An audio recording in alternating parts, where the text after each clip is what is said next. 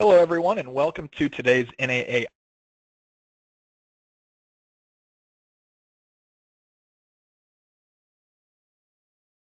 Hello, everyone, and welcome to today's NAA iSeries webinar. I'm Curtis Kitchen, the Director of Publications and Trade Show for the National Auctioneers Association, and I would like to thank you for joining us for today's newest iSeries installment.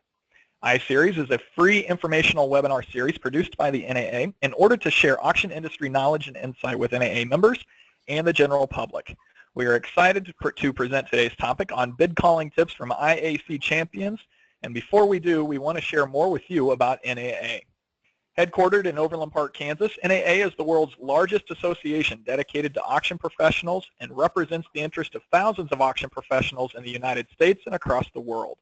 NAA is dedicated to providing educational programming and resources to help members advance themselves professionally. NAA members are an active, thriving, cutting-edge group who abide by a strict code of ethics and belong to a worldwide network made up of peers, buyers, and sellers. The NAA mission is to provide critical resources to auction professionals that will enhance their skills and successes, and its vision is that NAA members are the preferred auction professionals used in the marketplace. Among those resources provided is the iSeries, and today's session will be presented by 2015 NAA International Auctioneer Championship winners Peter Gehres and Tammy Tisland. Peter is a first-generation auctioneer focusing on the sale of real estate, automobiles, and significant collections at auction. He holds a Bachelor of Science in Agriculture from Ohio State University, is a graduate of the Ohio Auction School and Hondros College. He is the past auctioneer champion of Michigan in 2010, Indiana in 2011, and Ohio in 2015, and is the current vice president of the Ohio Auctioneers Association. Peter has also served as a trustee of the NAA Education Institute since 2014 and currently serves as vice chair. Tammy has 15 years of professional marketing expertise and has specialized in the auction method of marketing since 2000 as a professional auctioneer with a focus on land and real estate, equipment, firearms, and specialty collections auctions. In that time, Tammy and her team have conducted well over 6,000 auctions. For well over a decade, Tammy has been a servant to the auction industry and veterans organizations. She is a member of the Patriot Guard Riders, the American Legion Riders, the American Legion Auxiliary, the Minnesota State Auctioneers Association Board of Directors, and the Welcoming Committee. Now, before the presentation begins, please note that you may take part in the conversation. Type and submit your questions at any time during the presentation, and we will get to as many of them as we can during our brief Q&A period. After that, we're also going to ask that you please take part in a very short 3-question poll as well. With that, Peter and Tammy, thank you so much for joining us here today and for today's presentation. Peter? Thank you, Curtis. Great to be here. It's been an honor for Tammy and I to represent the association and our industry around the country. And also, of course, thanks to the NAA, both past and current leaders, for all they've done for our association. So we're going to obviously be speaking about bid calling and tips for the IAC Champions. In order to do that, we wanted to give a little groundwork as to the importance of bid calling and live auctioneering. We would like to talk about how live auctioneering, in our opinion, is a performance art. There's a lot of aspects to the auction business, of course, but when it comes down to live auctioneering with a man or a woman with a microphone, we really believe this is a performance art and something that needs to be looked at each and every opportunity that we have to bid call as a performance. And as I mentioned before, there are a lot of parts to the auction business, from contracting to marketing to setup, and just so much that needs to be done to have a successful auction. When we have a live auction and we've done all that work, we've done all that setup, we've done all that marketing, we've done all the pieces and parts that it takes to get there, there comes a point in every live auction where the only thing that we can do to still positively affect the outcome for our sellers is conduct ourselves in the bid calling realm professionally and competently, and that's where being a champion bid caller or just a good bid caller is very important. And we believe it requires continued practice and refinement in order to get to a championship level, to be a competent professional auctioneer in a live setting. You've got to practice. You've got to be continually refining it, whether or not you're 2 or 3 years in the business, 15 or 20. You've got to always be practicing. So one way that we can do that, both practice and refine our bid calling, is to compete in contests. Both Tammy and I have competed for a number of years in our state contests and at the IAC. And that IAC, the International Auctioneers Championship, put on each and every year by the National Auctioneers Association, provides that scorecard that's obviously critical to success in that contest, but also provides us a really good framework for practicing and preparing for everyday bid calling opportunities.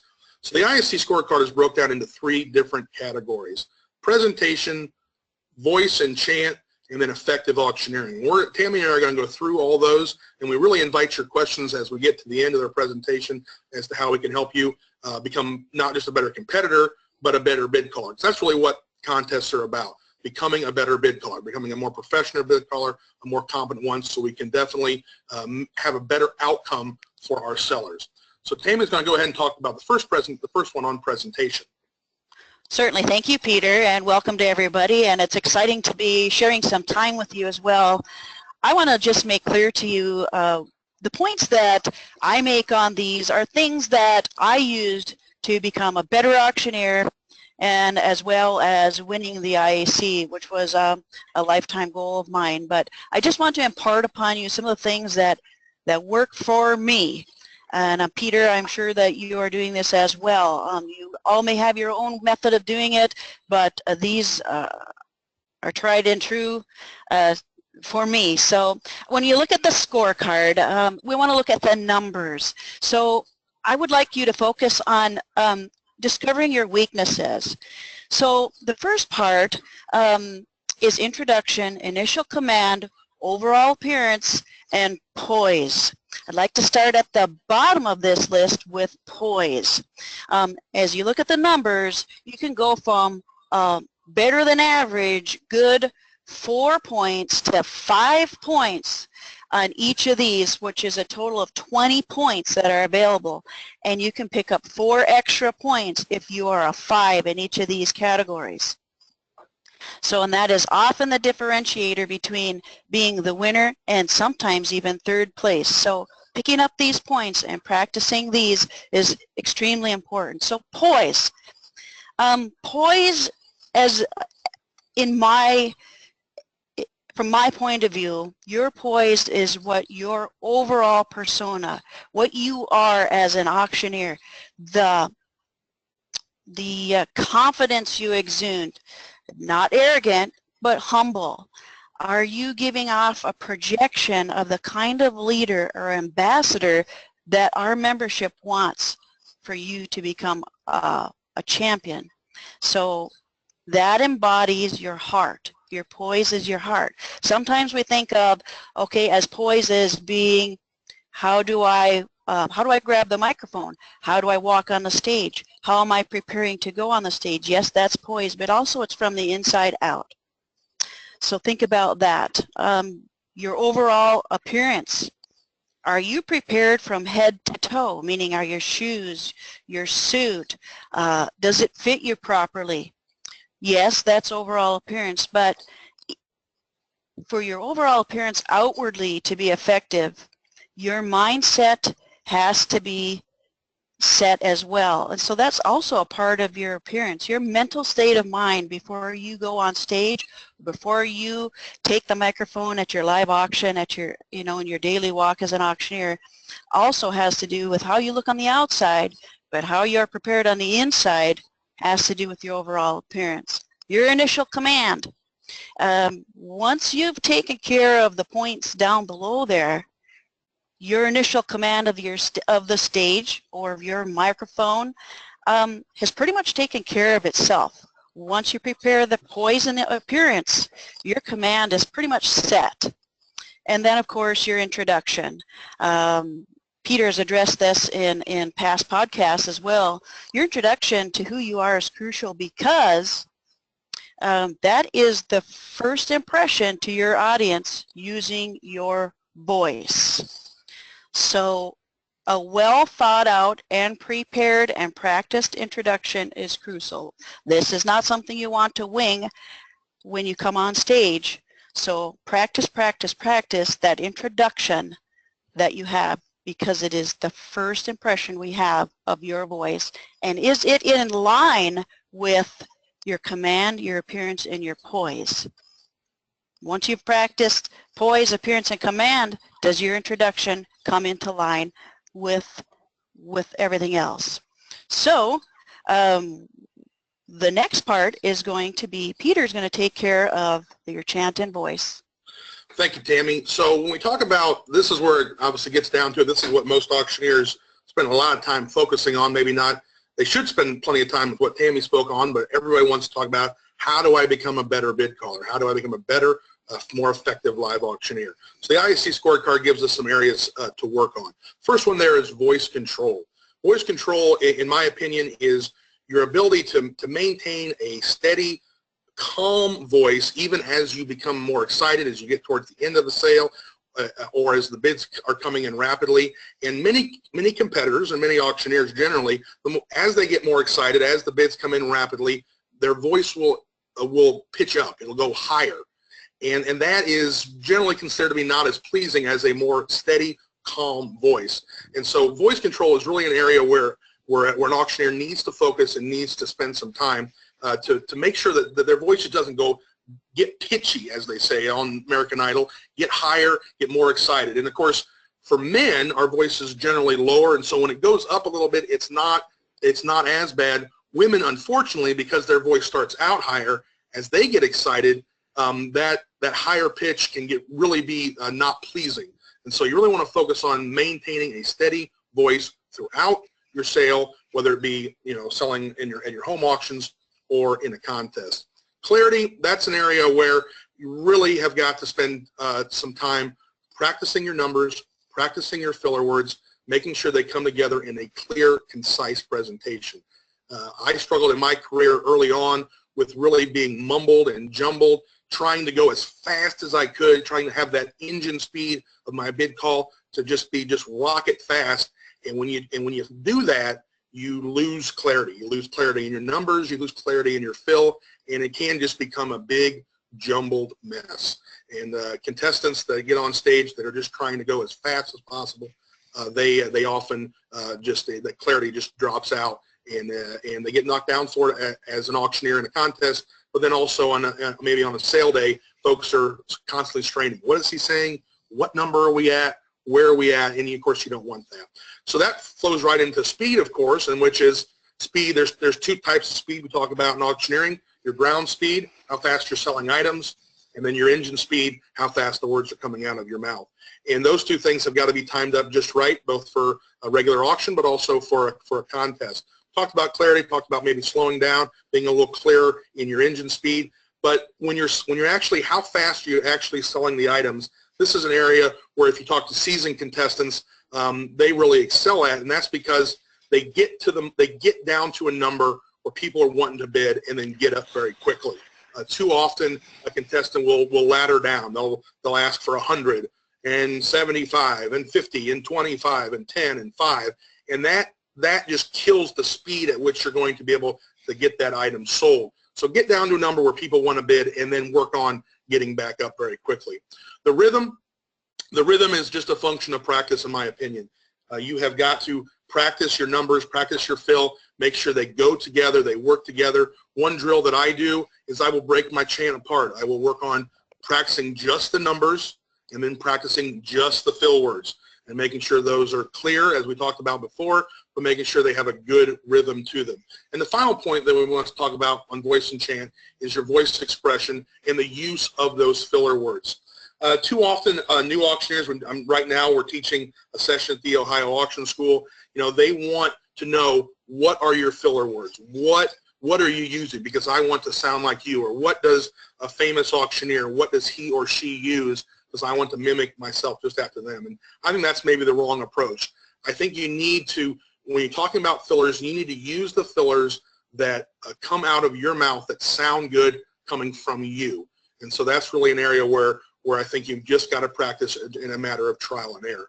So the last part of our ISC score sheet and bid calling is going to be effective auctioneering, and Tammy's going to take care of that. Okay, so we have several points here.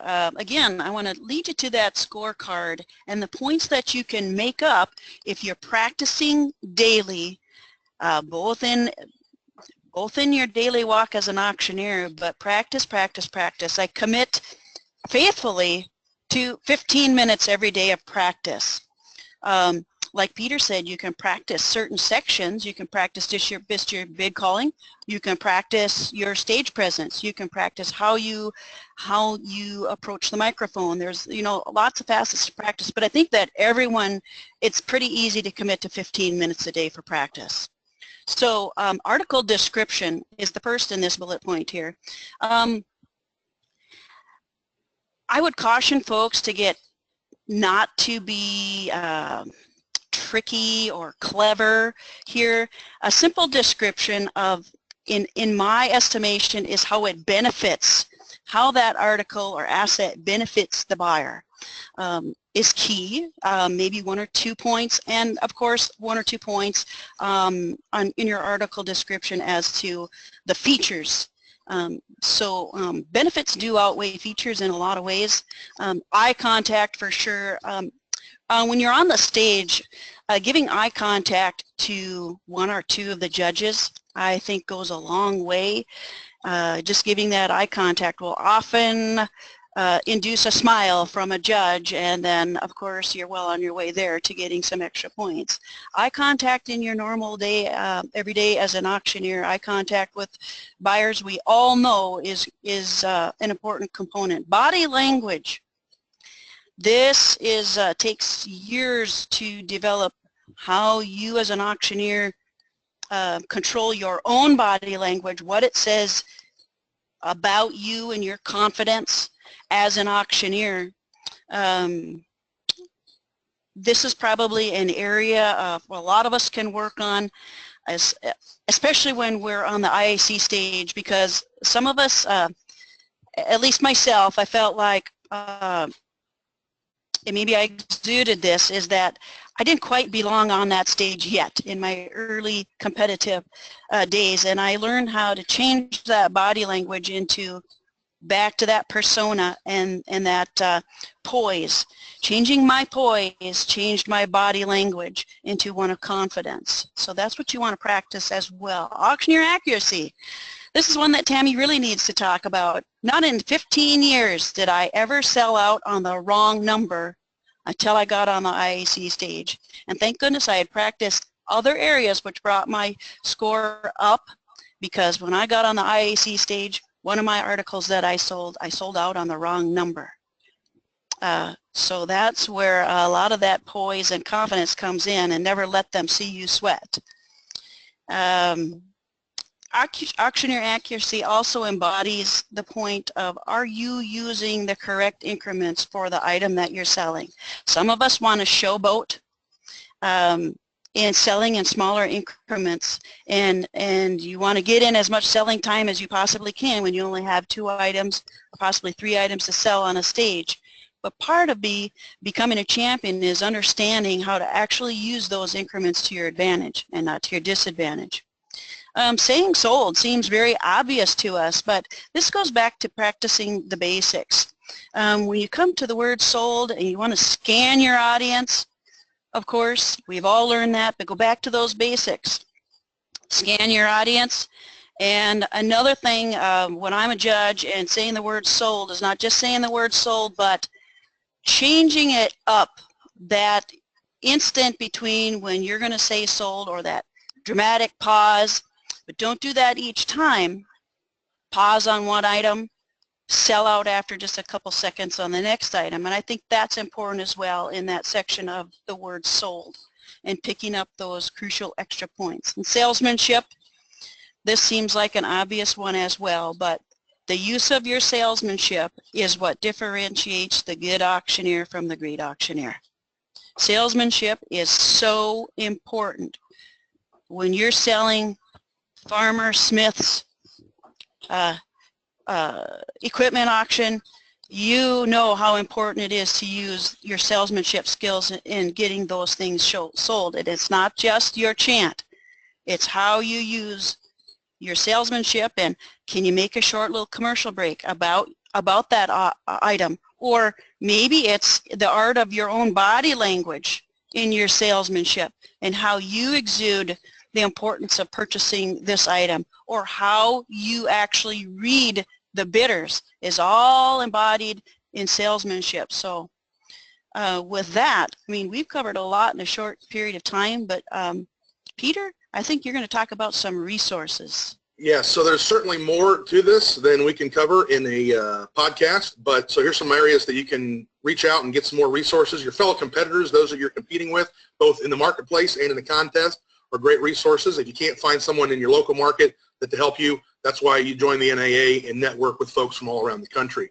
Past champions, past champions are obviously good auctioneers, but they're also very focused on what it takes to be a good bid caller, and so those are folks that you should reach out to both on your state level but also at the national level. And I would say about that, if you call somebody and they don't call you back, don't have hurt feelings. Pick up the phone and call another champion. Thankfully, there's plenty of champions out there. I've been working in the last few years with Andy Imholt, Fast Talking Podcast. We're just this week finishing the Fast Talking Focus, which is a focus on winning a bid calling contest in the art of live auctioneering and competitive auctioneering. So check those things out on the web. There are several groups on Facebook that can give you some assistance. Competitive Auctioneering Group on Facebook is a group of men and women around the country that are focused on becoming better auctioneers through competition. Check that out. Also, the Auction Chant group on Facebook for those wanting to work on just various aspects of their bid calling. People are constantly posting videos of them selling and asking for feedback. And be prepared for some honest feedback because there's plenty of folks on there that are happy to help, but you need to have an open mind and an open heart to take some of that feedback. At Conference and Show this year and every year, past champions conduct courses both on bid calling and in competition. Tammy and I will be doing that as well, so we look forward to seeing all you there. And then your state conferences. Many times state conferences will have courses on this. So be a member of the national, which of course is a given, but also be a member of your state. Tammy, you have a few other resources as well. Right, of course, the Auctioneer magazine, and in particular, pay attention to Spanky's articles. They often will tell you what is happening in the auction industry, and then, of course, what is following in the magazine too. The NAA website, you could spend hours and hours in there learning what you need to learn for the IAC, of course, and of course to make your business better. Toastmasters. If you feel like the interview portion of your contest is the weakest part, then Toastmasters is a fantastic organization to get involved in. I myself have, I actually took that to a different level, and I reached out to my radio station, broadcast opportunities. Every week I spend 5 minutes on 3 different radio stations talking about auctions and the auction industry, from real estate to just what is an auction, and it's given me a fantastic platform to better my skills as an auctioneer. And I have 2 books that are strong recommendations from myself to you. The Go-Giver, and It's Not About You. It's Not About You. Bob Berg and John David Mann. You can get these books on audio. If you don't have time to read, you can listen to them in your vehicle or whenever you have time to listen. That's how I got a hold of these. The Go-Giver and It's Not About You. I think that wraps it up for us. Curtis? All right, guys, thank you so much. At this time, as we mentioned earlier, we will now open the floor to our iSeries attendees who may have some questions for both Tammy and Peter. If you have not done so already, you can submit your question, and we'll do our best to get to as many of them as we can. I will say we're just a little bit short on time here today, but we will make sure that both folks, if you do send in a question and we don't get to it, we'll make sure that they get that and we can get an answer back to you. So feel free to send those in. First question for both of you, if you want to take about 30 seconds apiece here to answer, and we'll start with Peter. What's the one thing after, I know you guys talked about a lot of things in general about how to improve on the whole, but what is the one thing a bid caller can do to immediately improve their call if they just want to start working today and they've got a sale tomorrow? What's the one thing that they can do to immediately improve that? Real simple, real quick, I would record yourself at your auction today or record yourself practicing and listen on the way to the auction tomorrow. Listening to ourselves is the quickest way to, because we'll see a lot of our own weaknesses and we can work on them very quickly that way. That's a very tough question. If you're looking to improve today for tomorrow's auction, you know, I'm going to build on that, Peter, and say practice 15 minutes every day. Commit to a practice of 15 minutes every day. That's what put me over the edge. Okay, great. And we do have time for one more, and we'll do it the same way. And Tammy, we'll start with you, and then Peter, you can follow.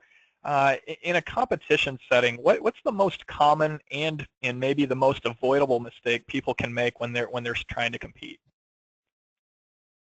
In my estimation, the most common mistake people make is thinking that they can not be as prepared as they could be. Being prepared is key. Being prepared will keep you calm in the eye of the storm, keep you confident and on top of your game. So that is a huge mistake that all of us have made in the past while competing, I would venture to guess. Peter?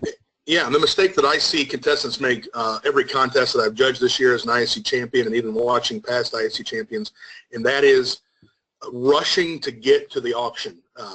Walking up, grabbing the mic, immediately start talking, not having any pauses, not taking any moment to take in the moment. I think there's just this rush. I want to get right to it. I want to get to it right now.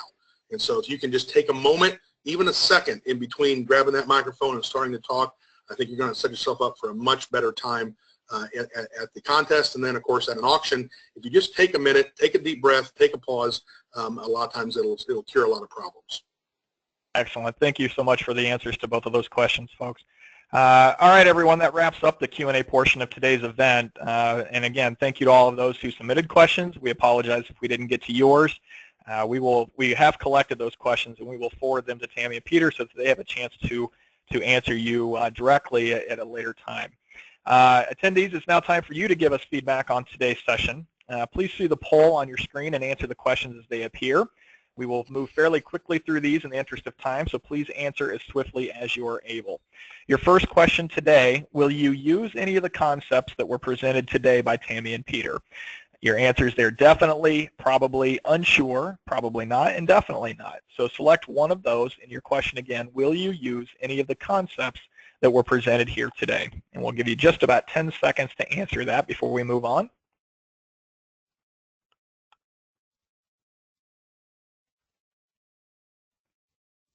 And just a few seconds here, and we'll go ahead and close that one down, move on to the next question. In general, how likely are you to take part in a longer, deeper dive webinar? Very likely, likely, unsure, unlikely, or very unlikely? Again, the question, in general, how likely are you to take part in a longer, deeper dive webinar? And we'll just leave that up for a few more seconds here.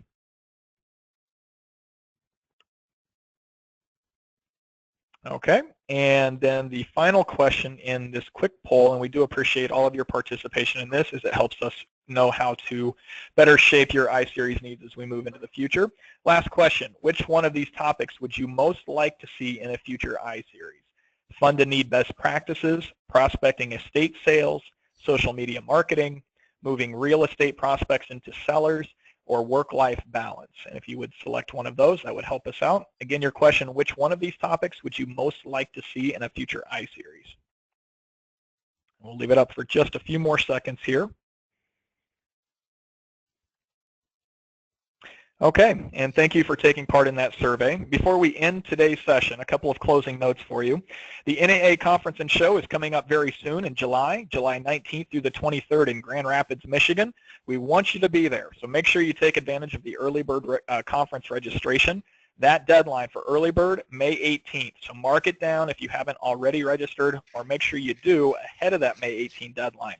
Also, when you attend Conference and Show, take what you've learned here today. We want you to use that, get into the NAA IAC competition, make sure you do it. It's there for you to be a better bid caller, put yourself out in front of your peers, and really, really push yourself to be the best bid caller you can be. So we strongly encourage you to not only register for Conference and Show, but take part in the IAC competition. You can find out more information and get registered for that and Conference and Show at conferenceandshow.com. As we close today, you will get a replay of today's session through an emailed link by the end of this week. In addition, if you are an NAA member and you've missed any previous iSeries sessions or would like to hear them again, iSeries archives are available at auctioneers.org/NAA-education. Again, auctioneers.org /NAA-education. You do need to be an active member, and you will need to log in to access those, but we strongly encourage you to do so. Again, that's any previous iSeries session that you'd like to hear again, you can do that. And finally, our next iSeries webinar will be Wednesday, June 1st at 2 p.m. Central, using your elevator speech to market your business and land your next deal. We're pretty excited about that one. So again, Wednesday, June 1st at 2 p.m. Central Time, on using your elevator speech to market your business and land your next deal. We'll be sending more information on that one in the near future. That's going to wrap up today's iSeries. Thank you again for taking part in this session today. That concludes today's webinar, and remember, the NAA iSeries exists because it's about you. Have a great afternoon.